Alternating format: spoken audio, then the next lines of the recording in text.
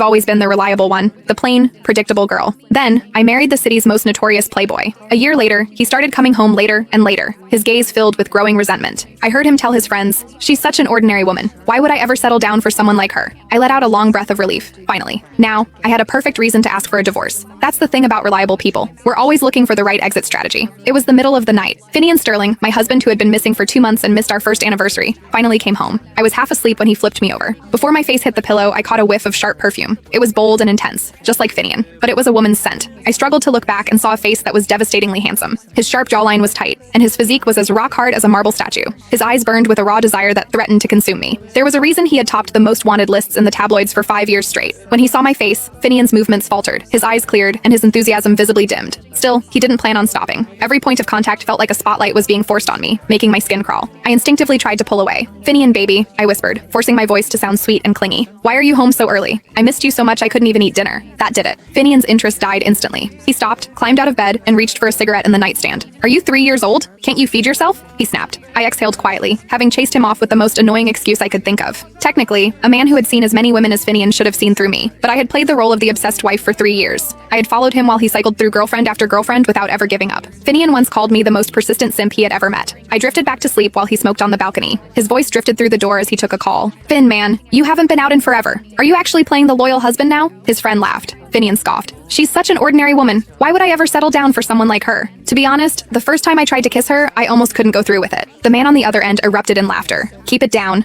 Finian muttered. "It's late, and people are sleeping." Right before I fell into a deep sleep, Finian returned and tossed a small box onto my pillow. I peeked inside with heavy eyes. It was a pair of diamond earrings. They were beautiful, or at least they would have been if I hadn't seen the matching necklace. I knew the necklace cost 10 times more, and that these earrings were just a free gift with purchase. I wasn't angry though. I felt a surge of anticipation. It had been a year. Finian had tried to play the role of the reformed man after we married, but he was finally reaching his limit, and so was I. I'm a reliable person, but I'm also a visual one. I might look ordinary, but I have a weakness for beautiful men. The thought of an unattractive man touching me makes me want to disappear. I've worked incredibly hard my entire life. I knew that without money or family status, a handsome man would never look at me. I crushed my exams, but that wasn't enough. A master's degree wasn't enough, so I got a PhD. With my plain face and my reputation for being a tireless worker, I landed a position at a top-tier federal research institute. I thought I had done enough, but the moment I saw Finian Sterling, I knew I needed more. I worked overtime for my bosses, wrote papers for their kids on weekends, and climbed the ladder. Finally, at a young age, I reached a senior executive level. I finally had the status to pursue a man like Finian. During those 3 years, people tried to set me up on dates. I went to all of them, and every time, I left more determined to get Finian. I would go find him just to wash the image of those average men out of my mind. Once, at 2 in the morning, he needed a sober driver. I didn't hesitate for a second. "Do you really love me that much?" Finian asked. A stunning woman was passed out in his passenger seat, her dress sliding off her shoulder. I nodded firmly. I didn't have a fetish for ugliness. I just appreciated the best.